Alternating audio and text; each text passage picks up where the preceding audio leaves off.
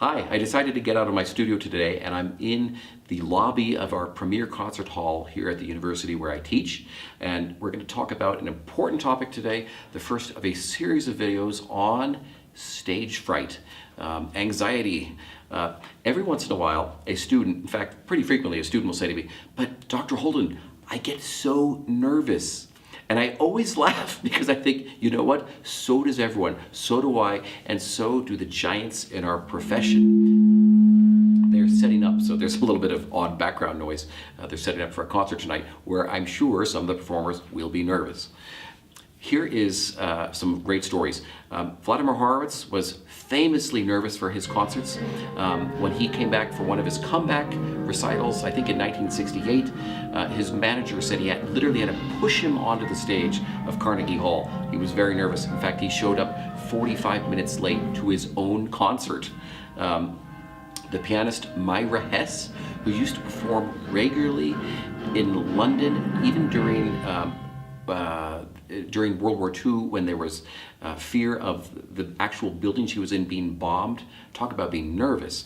She would play, but she joked that she would get so nervous that her name should not be Myra Hess, but Hire a Mess. I love this when hearing that the gods of our profession are just like us. They get nervous. When I meet a student backstage and they're about to play, and I did this just last night, I always have the same bit of advice for them, and that is take conservative tempos and have radical dynamics. Remember that when you're nervous, you have this burst of adrenaline in your body, and this is a little bit different than what we're used to when we're practicing.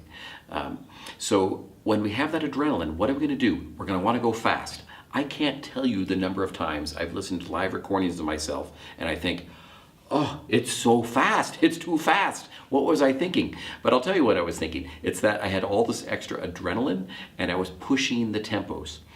Your brain is going to be going at supersonic speed. So what do?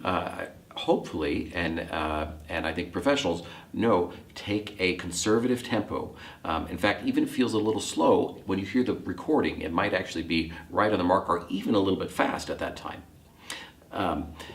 I also, when I go to perform, I want to take a few chances, but I do them with my dynamics, not through my tempos. I want to let it breathe more, and keep in mind that I'm going to probably want to rush, so I try and pad the tempos in some ways to protect myself. I just recently read a great quote by Jascha Heifetz, the fantastic violinist of the 20th century, and his quote was this: "Practice like the world depends on it and perform like you don't give a damn." That's really good advice, because sometimes when we try too hard on stage, we actually get in the way of ourselves. So this is a gigantic topic, but I want you first just to realize, again, you've got all this adrenaline, what you can do with it and channel it, and stay tuned. I will make more videos on how to deal with this, but remember, everybody gets nervous. It's part of being a human, and this is a natural experience, not something to fear, but something to embrace and then something to channel.